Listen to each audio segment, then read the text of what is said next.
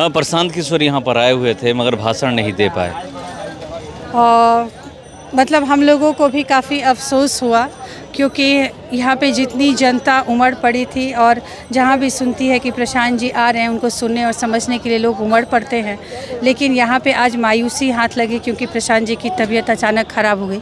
कई बार उन्होंने कोशिश की कि 2 शब्द भी वो संबोधित करें, लेकिन वो नहीं कर पाए और उनका हम लोग को अफसोस है। बट उन्होंने आश्वासन दिया है कि वो जल्द ही आएंगे और एक बार फिर से सभी से रूबरू होंगे। अब तबीयत की बात करें, मगर पता चल रहा है कि कहीं रास्ते में चोट लगी, मतलब जब वो वहाँ से कहीं आरा में इंटर किए तो लोगों से मिलते समय उनको चोट लगी। जी, मिलते समय ही जब उनका वो दरवाज़ा खोल के वो आगे निकल जाते हैं, उसी समय धक्का मुक्की में भीड़ आपने देखी कि जनता जो है वो अपना इतना प्यार दिखाती है कि गिरने पड़ने लगती है, और उसी क्रम में उनको चोट मुझे लगता है कि लग गई है, जो कि दर्द धीरे धीरे बढ़ता गया।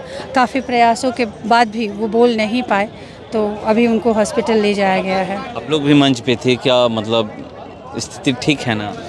अब तो हम अभी तो बता नहीं सकते, अब वो जाएंगे डॉक्टर के पास और वही बता सकते हैं कि कैसी स्थिति है। हम उनके बहुत नज़दीक नहीं थे कि हम नहीं बोल सकते कि तबीयत कितनी बिगड़ी है, बट तबीयत बिगड़ी है तभी उन्होंने बोला नहीं, क्योंकि ज़रा सा भी अगर वो बोल सकते तो ज़रूर वो बोलते।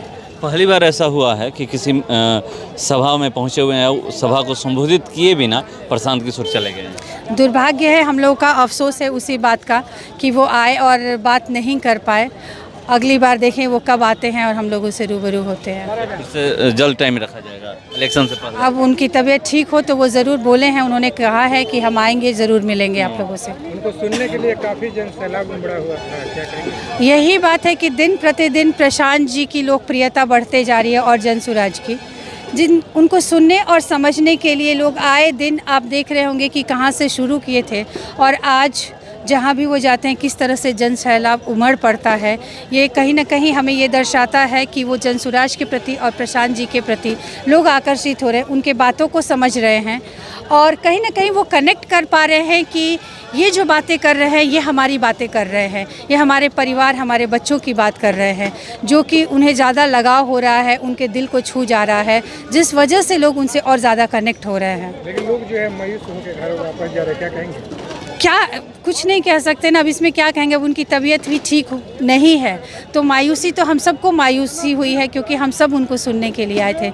लेकिन पहले उनका स्वस्थ होना ज़रूरी है, स्वस्थ रहेंगे तो वो दोबारा आएंगे और दोबारा हम लोगों से मिलेंगे। एक सवाल उन्हीं से करना था, जहाँ भी जाते हैं मीडिया वाइड देते हैं, सवाल उनसे करना था, मगर वो सवाल आपसे कर रहा हूँ कि प्रधानमंत्री आज बिहार में आए मोतिहारी में और वहाँ पर एक बात बोल कर गए हैं कि मोतिहारी को मुंबई बनाएंगे। तो रहने दीजिए ना, हर दिन आते हैं और बड़ी बड़ी चीज़ें बोल करके वो जाते हैं। चीनी मिल को चालू करवा के चीनी से चाय पी के चले गए, तो अब मोतिहारी को मुंबई और महानगरी बनाएंगे, तो वो तो कहने वाली बात है।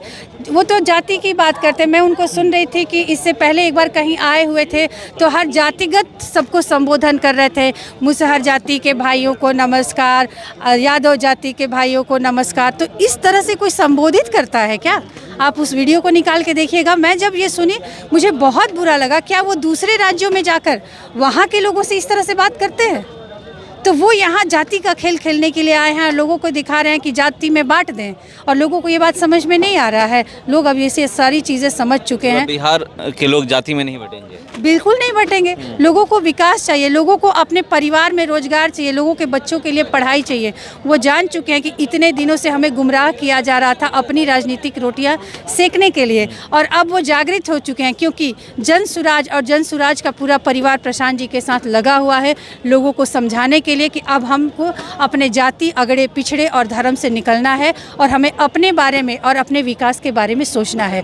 अब यहाँ पे लोग अब विकास की बात कर रहे हैं और विकास के लिए आगे बढ़ने की कोशिश कर रहे हैं। प्रधानमंत्री जो जाति कार्ड खेल रहे हैं, क्या 2025 आने वाले चुनाव में लाभ मिलेगा? बिल्कुल उनको लाभ नहीं मिलेगा, वो मुँह की खाएंगे, क्योंकि अब जाति से हम लोग ऊपर उठ चुके हैं। यहाँ की जनता जात पात से निकल चुकी है, धर्म से निकल चुकी है। अब उसे विकास चाहिए। उनकी आंखें खुल गई है कि मोदी जी बिहार में आते हैं तो जाति की बात करते हैं, गुजरात में जाते हैं तो फैक्ट्री लगाते हैं, यहाँ सिर्फ वोट मांगते हैं और फैक्ट्री गुजरात में लगाते हैं। जाति का खेल खेलकर यहाँ के लोगों को वो मजदूर बनाते हैं, ताकि वही मजदूर आ करके उनके यहाँ मजदूरी करे गुजरात में। अब ये नहीं चलेगा, उनका भांडा फोड़ हो चुका है, उनकी नीयत सभी को समझ में आ चुकी है। अब राजनीति जातिगत नहीं चलेगी। धीरे धीरे जो लोग हैं जनसुराज से कनेक्ट हो रहे हैं।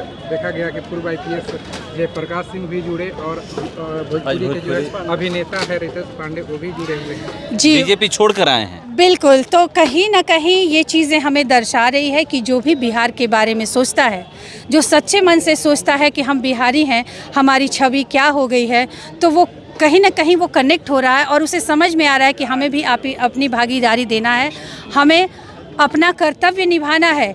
क्योंकि बिहार में इस बार जो बदलाव होगा वो एक क्रांति होगी। जिस तरह से स्वतंत्रता की लड़ाई हुई थी, आप देख रहे होंगे कि धीरे धीरे उसी तरह की क्रांति फैल रही है। क्योंकि अब हम सबको समझ में आया कि हमारी कोई जाति नहीं है, हमारी एक ही जाति है, वो है बिहारी। हम सब बिहारी हैं और अपने बिहार के लिए लड़ेंगे और बिहार को आगे लेकर जाएंगे। रितेश पांडे से कितना फ़ायदा होने वाला है, क्योंकि वो बिहार के ही हैं? देखिए, मेन किससे कितना फ़ायदा, व्यक्तिगत फ़ायदे की बात नहीं है, बात है विचारों की। अगर हमारा विचार मिलता है तभी हम यहाँ पे हैं, हमारा विचार मिलता है तो हम बिहार के लिए काम करेंगे। तो मेन मुद्दा है यहाँ पे विचार, कि विचार हमारा बिहार को आगे ले जाने का है, बिहार के बारे में अच्छे सोचने का है। कौन कहाँ से आया है वो मायने नहीं रखता है, मायने ये रखता है कि उसके विचार क्या है, किस विचारधारा से वो जुड़ने आया है। नहीं, पहले ये देखा जाता था कि बीजेपी में तमाम बड़े बड़े कलाकार जुड़ते थे, अब ये देखा जा रहा है कि बीजेपी का दामन छोड़ कर जनसुराज में जुड़ रहे हैं। कहीं ना कहीं पहले बीजेपी से लोगों को आशा थी कि बीजेपी कुछ करेगी, क्योंकि उन्होंने जंगल राज देखा था। लेकिन बीजेपी ने भी तो उनके साथ धोखा ही किया है। बीजेपी क्या किया, आज हमें धर्म में बांट कर रह दिया। डबल इंजन की सरकार है, उन्होंने किया क्या? हर बार कहते हैं कि डबल इंजन की सरकार है यहाँ और केंद्र में भी, और आज हमारा बिहार सबसे गरीब और पिछड़ा राज्य बन चुका है। तो इस पर वो क्या बोलना चाहेंगे? वो इस पर तो कभी बातें नहीं करते। वो कभी यहाँ आते हैं तो शिक्षा की तो बात नहीं करते हैं, वो कहीं आते हैं पलायन की बात नहीं करते हैं, वो कभी रोजगार की बात नहीं करते हैं। हाँ, वो श्रमिक मजदूरों के लिए ट्रेन चलाने की बात ज़रूर करते हैं। तो इससे तो उनकी नीयत साफ हो रही है ना। जो पूर्व IPS आप लोग के पार्टी में जुड़ रहे हैं, तो क्या पूर्व IPS अब बिहार चलेंगे या जनता चलेंगे? भाई, यहाँ पे हम लोग का पार्टी का नाम ही है जन सुराज, जनता का सुंदर राज। और यहाँ पे सिर्फ IPS ही नहीं जुड़ रहे हैं, कई क्षेत्रों से जाने माने लॉयर हैं, जज हैं, वकील हैं, डॉक्टर्स हैं, शिक्षक हैं, सब पढ़े लिखे लोग, वो सारे लोग जुड़ रहे हैं जो बिहार को पहले जैसा समृद्ध बिहार देखना चाहते हैं। कभी हमने देखा था और सुना भी है, जो अभी नए बच्चे हैं उन्होंने सुना था कि बिहार हमारा पहले ऐसा नहीं था। तो जब वो स्वर्णिम बिहार की कल्पना करते हैं कि एक समय हमारा बिहार जो था वह ज्ञान की भूमि कहलाती थी, यहाँ तक कि देवताओं को भी ज्ञान यहाँ प्राप्त हुआ है और हम लोग आज ज्ञान के लिए तरस गए हैं। तो यहाँ कौन किस क्षेत्र से आ रहा है ये मायने नहीं रख रहा है, मायने ये रख रहा है कि उसकी नीयत कैसी है, वो किस विचारधारा से इस जनसुराज में जुड़ रहा है।